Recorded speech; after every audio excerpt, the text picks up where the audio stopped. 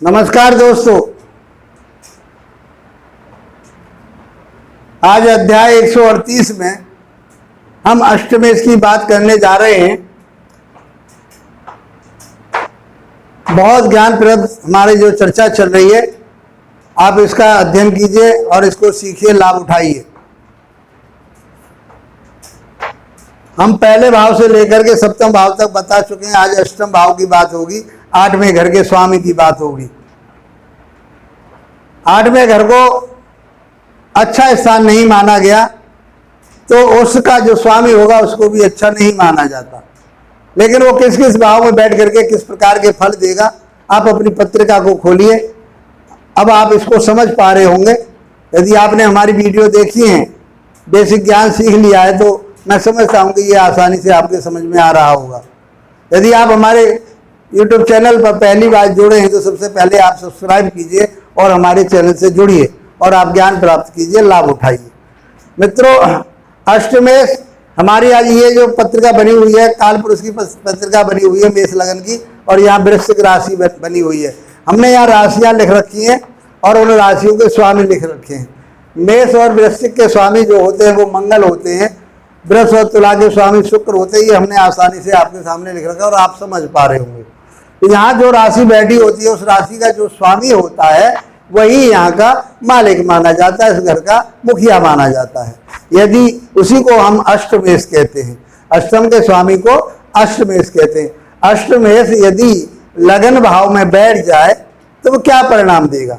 यहाँ से स्वास्थ्य देखते हैं तो उसके स्वास्थ्य में कमी रहेगी, उसके स्वास्थ्य में कमी रहेगी। वो आलसी रहेगा, वो कमजोर शरीर वाला होगा, रोगी होगा, देवी देवताओं की बुराई करने वाला होगा, लेकिन वो दीर्घायु होगा। दीर्घायु कब होगी? जब लग्नेश भी मजबूत होगा और अष्टमेश भी मजबूत होगा, शुभ ग्रह होगा, शुभ प्रभाव में होगा, तो उस व्यक्ति की दीर्घायु होगी। इन सारी चीज़ों को अपने दिमाग में जरूर रखना पड़ेगा कि वो ग्रह शुभ है या अशुभ है, और वो शुभ प्रभाव में या अशुभ प्रभाव में। ये बातें आपको ध्यान में रखनी चाहिए। हम भाव की बात कर रहे हैं और हम लग्नों के आधार पर आपको बता चुके हैं कौन सी लगन में कौन सा ग्रह शुभ होता है। वही अष्टमेश यदि दूसरे भाव में बैठ जाए तो दूसरे भाव से बैठ करके अष्टम अपने भाव को देखता है तो आयु तो वो देता है, लेकिन उसका धन, उसके धन में कहीं कमी रहती है। वो निर्धनी होता है, उसके पास धन में कमी आ जाती है, परिवार में विद्रोह करने वाला होता है, वाणी उसकी क्रूर हो जाती है, और उसका ऐसा धन होता है किसी के पास चला गया तो वो वापस नहीं आता।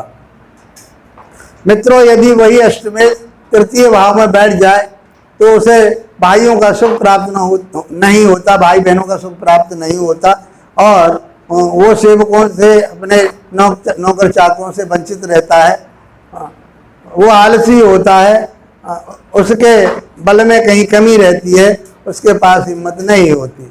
मित्रों, वही अष्टमेश यदि चौथे भाव में बैठ जाए तो उसको अपनी माता का सुख प्राप्त नहीं होता, क्योंकि यहाँ से माता का सुख देखा जाता है, जमीन भूमि मकान वाहन देखे जाते हैं, मित्रता देखी जाती है। इन चीज़ों में ये कमी करेगा तो उसके माता के सुख में कमी रहती है, जमीन जायदाद की कमी रहती है, मकान की कमी रहती है, वाहन की कमी रहती है, और मित्रों के साथ उसका संबंध अच्छा नहीं होता। मित्रों, यदि वही अष्टमेश पंचम भाव में बैठ जाए तो पंचम भाव से हम बुद्धि देखते हैं, ज्ञान देखते हैं, विवेक देखते हैं, संतान देखते हैं और मित्रता प्रेम संबंध देखते हैं। तो यहाँ से बैठ करके वो संतान के प्रति उदासीन रहेगा। दीर्घायु तो होगा, धनी होगा, लेकिन उसके संतान के प्रति उदासीनता रहेगी, और वह उसके पास किसी विशेष योग्यता उसके पास नहीं होगी, अर्थात वो जड़ बुद्धि होगा, मूर्ख होगा, और वो कोई प्रज्ञा उसके पास नहीं होगी। यदि वही अष्टमेश छठे भाव में बैठ जाए तो ये अच्छा योग माना जाता है। इसको विपरीत राजयोग बोलते हैं।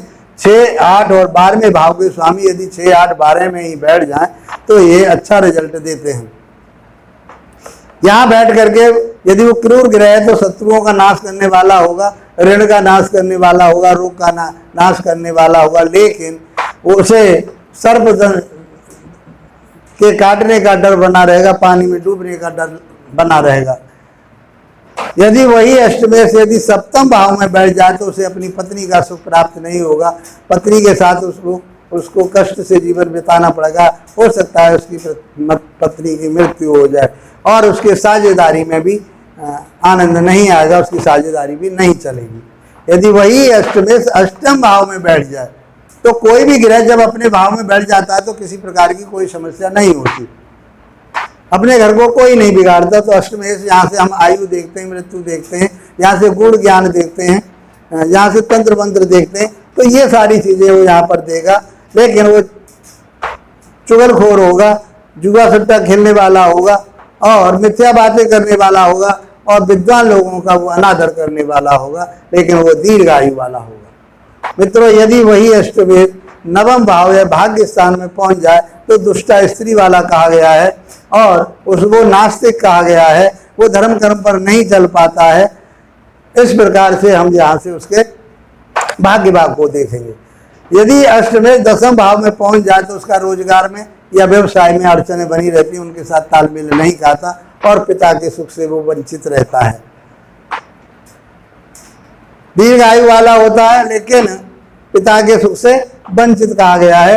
वही मंगल यदि वही अष्टमेश यदि कहाँ बैठ जाए, जाकर के 11वें भाव में बैठ जाए तो वहां से बैठ करके यहाँ बैठा हुआ हर ग्रह लाभ देता है, लेकिन अष्टम का स्वामी होने के साथ उसके लाभ में कहीं कमी रहेगी। यहाँ बैठ करके बड़े भाई बहनों को देखते हैं, यहाँ से बैठ करके वो किसको देखेगा, संतान को देखेगा, तो संतान के प्रति उदासीन रहेगा और उसके बड़े भाई बहनों से उसके तालमेल नहीं खाएगी और वह अप डाउन होता रहे। कभी उसके धन में बढ़ोतरी होगी और कभी उसके धन में गिरावट आएगी। यदि वही अष्टमेश 12वें भाव में बैठ जाए तो 12वें भाव को भी नेष्ट मानते, इसको भी नेष्ट मानते, तो यहाँ पर वो रोगी होगा और उसका जो धन है वो बुरे कर्मों में खर्च होगा, सैया सुख में उसके में कमी रहेगी और वो आलसी रहेगा, परेशानी में उसका जीवन जाएगा। इसलिए ये कहा गया है कि अष्टम का 12वें भाव में बैठना अशुभ माना जाता है और वो उसके लिए होगा कोर्ट कचहरी मुकदमा में उसका धन खर्च होगा। मित्रों, बहुत आसान तरीके से मैंने 12 भावों में बहुत शॉर्ट में आपको बताया कि ताकि वीडियो लंबी ना हो और आप इसको सीख सकें और लाभ उठा सकें। आप अपना ज्ञान बढ़ाना चाहते हैं और आप सीखना चाहते हैं तो हमने जो आपके लिए ये हमारा जो सिस्टम चल रहा है, हमारा जो सिद्धांत चल रहा है वो हो रहा पारासर पे चल रहे हैं हम, और उसी को आपके लिए बता रहे हैं। उसको देखिए, पढ़िए, समझिए और लाभ उठाइए।